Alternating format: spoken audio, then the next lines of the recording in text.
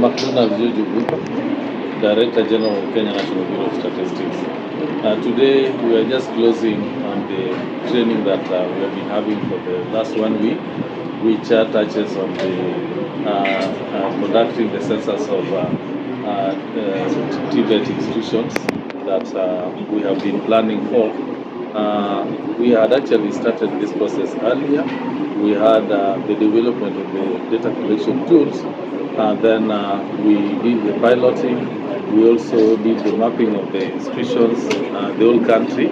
And so the team that was helping in ensuring that the mapping is done is the very same one that we have brought on board to now be trained to undertake data collection. Otherwise, we had done the pilot in Uasin Gishu, Kitui, and Nairobi. And that gave us valuable information to help in modifying the data collection tools so that we get a perfect set of what then we are going to use in the field.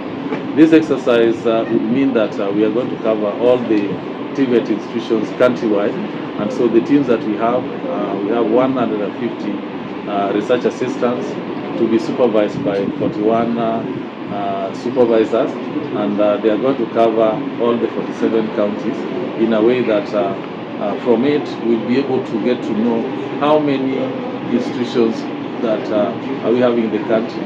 So first of all, the name, the institution, and then within each institution we want to get to know the enrollment numbers, we want to know the staffing levels, we want to know the infrastructure that the school has, and a lot of other details that we are collecting, so that put together we'll be able to get information that will be helpful when it comes to policy making.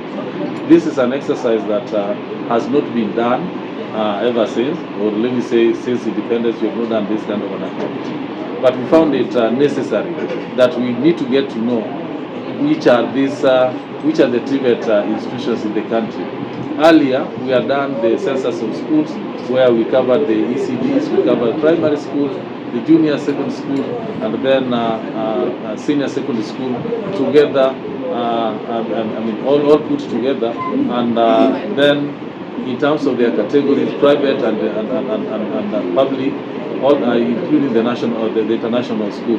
So this one is taking a similar approach, so that we get to know which are the TVET institutions that are public, which ones are private, and how then can we now bring them together in terms of data to inform the government on how to really ensure that the skills at that level, the skills are well developed for our students, and relating them to the job market that is available out there.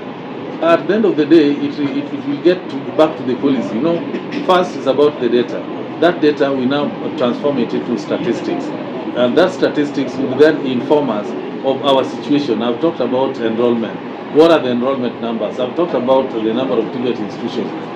Exactly how many are they? And I've talked of what kind of infrastructure do they have? Are they ICT ready? Do they have ICT equipment that they should be having? Are they having the equipment that would be able to help the students get the right skills that would feed into the job market very directly? So beyond the data collection is about getting to understand, okay, we have been having policy formulation in this area. What has worked and what has not worked?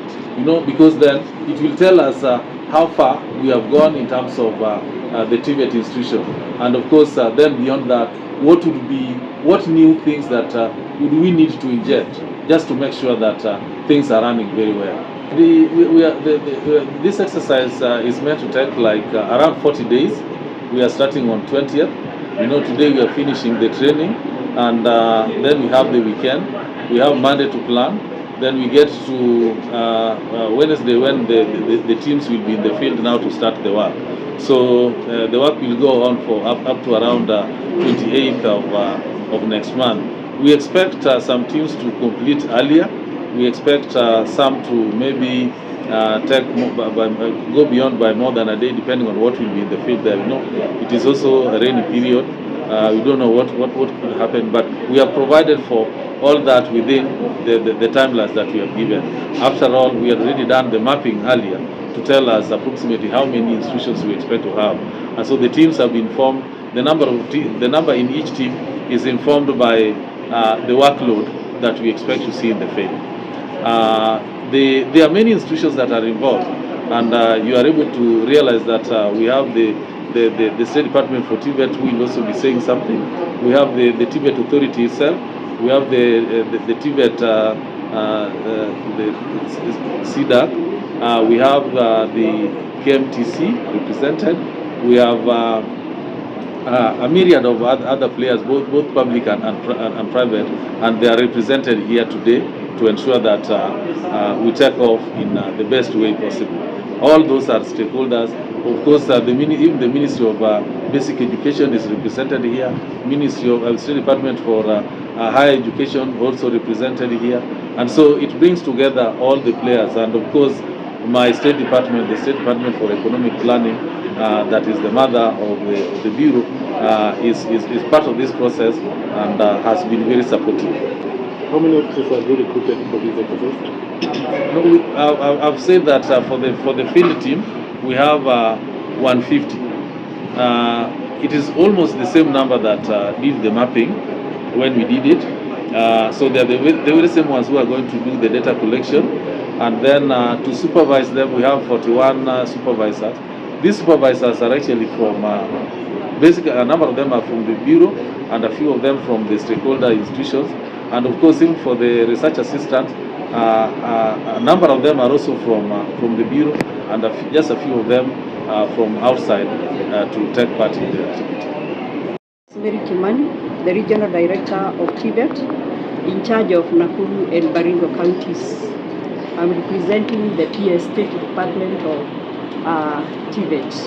First of all, we are here as the major stakeholder because, as you have heard, this census is about our TVET institutions, and therefore we are here to offer support to the team so that they are able to access our TVETs and also provide assistance and any information that they may require, because we will be the